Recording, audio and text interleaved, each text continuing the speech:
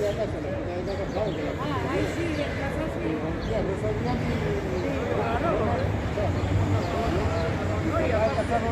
Ya.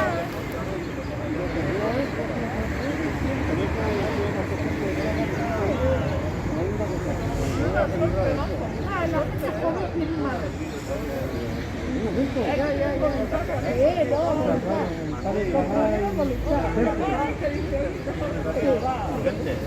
Se llama la hogarasca, se llama la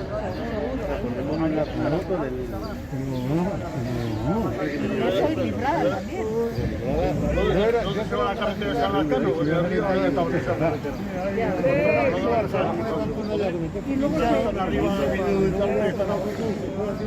Arriba está bonita mañana. Hasta el jueves, ¿no? Inclusive. El viernes y libre, ¿no? a ver, el que le avise.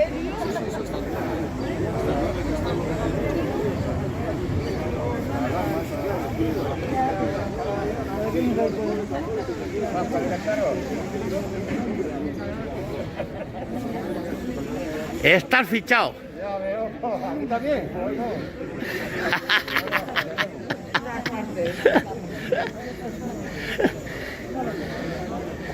¿Está legal, no? Sí.